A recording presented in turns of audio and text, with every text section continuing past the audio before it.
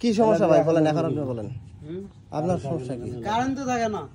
Current কখন থাকে না? রাত্রে তো কারেন্ট থাকে না, এখানে 24 ঘন্টায় কতক্ষণ কারেন্ট থাকে? 24 ঘন্টায় কতক্ষণ কারেন্ট থাকে? অনেক টাইম দেরি করে 2-4 ঘন্টা থাকে কারেন্ট। 2-4 ঘন্টা থাকে। আচ্ছা, এই কারেন্টগুলা কেন বন্ধ করে, কে বন্ধ করে, কোথা থেকে বন্ধ করে, এটা কি জানেন আপনারা? সেটা তো জানি না, এটা বন্ধ করার দরকার। আপনারা কিন্তু গালি দেন কাকে? পল্লী বিদ্যুতের লোককে। হ্যাঁ, কর্মচারী।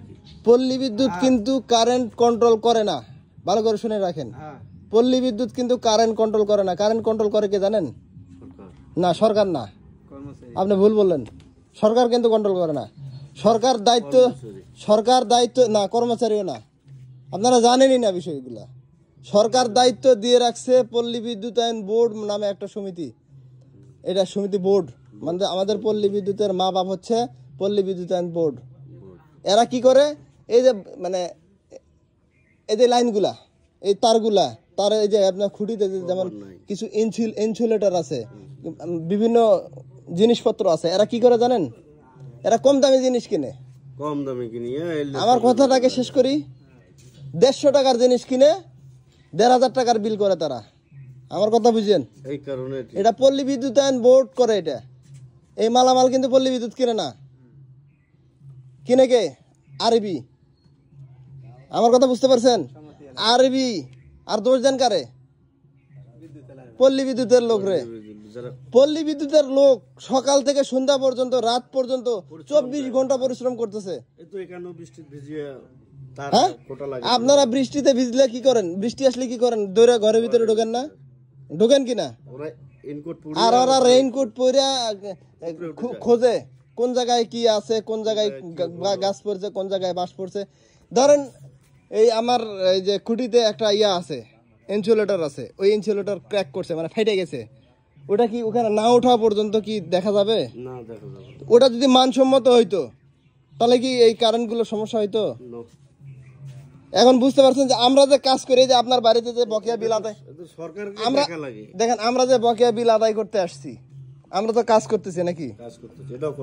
এটা কিন্তু আমরা কাজ করতেছি, আমরা ফাঁকি দিয়ে টাকা নিচ্ছি না, বা আপনাকে জোর করেও টাকা নিচ্ছি না। আপনার কাছে এর আগে একবার আসছে না, লাইন কাটছে, সময় দিছে না, 1 দিন হোক, 2 দিন হোক, আর 5 দিন হোক, দিছে তো নাকি? আমরা খারাপ কি করে হলাম? আপনারা যে আমাদেরকে গালি দেন, গালি তো আমরা গালি খাওয়ার যোগ্য না। আমাদের উপরে বস আছে, বসের উপরে বস আছে, তার উপরে চালাই কে? পল্লী বিদ্যুতায়ন বোর্ড। পল্লী বিদ্যুতায়ন বোর্ড। এখন বর্তমানে কারেন্ট না থাকার আরো কিছু কারণ আছে। যেখান থেকে কারেন্ট উৎপাদন হয়, সেই তিনটা উৎপাদন কেন্দ্র বন্ধ বর্তমানে। 3টা উৎপাদন কেন্দ্র বর্তমানে বন্ধ আছে। এই উৎপাদন কেন্দ্র কেন বন্ধ থাকলো এটা আমাকে বললে হবে? এটা বলতে হবে পল্লী বিদ্যুতায়ন বোর্ডকে। বোর্ড বলবে সরকারকে। বোর্ড বলবে সরকারকে। আমার কথা বুঝতে পারছেন? সরকার কি করবে? বোর্ড সরকার কিছু করবে না। সরকার আপনাকে দায়িত্ব দিছে, কারণ আপনি যদি চুরি করে খান, এটা কি সরকারের দোষ? সরকার বিভিন্ন জায়গায় কি মানে ঘর বাড়ি করে দিচ্ছে না, অনুদান দিচ্ছে না?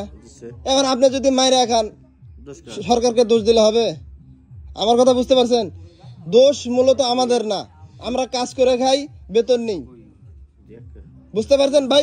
বুঝতে পারছেন কেন কারেন্ট থাকে না? কার দোষ? কথাটা বুঝতে পারছেন যে দোষটা কার? এখন বুঝতে পারছেন আমাদের দোষ না? বুঝতে পারছেন তো নাকি? বোর্ডের দোষ। এখন বলেন, আমার হাতে যদি ক্ষমতা থাকতো, আমরা যদি মালামাল কিনতাম, খারাপ কিনতাম না কিন্তু।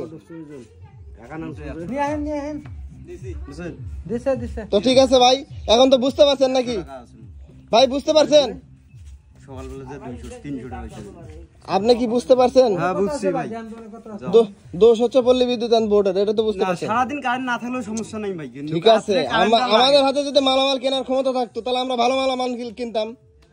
আর ফোন করলেও যদি ফোন করেন তবুও কারেন্টটা দিতে চান। হ্যাঁ ভাই, সমস্যা হয়ে আছে গোড়ায়, কিভাবে কারেন্ট দেবো বলেন?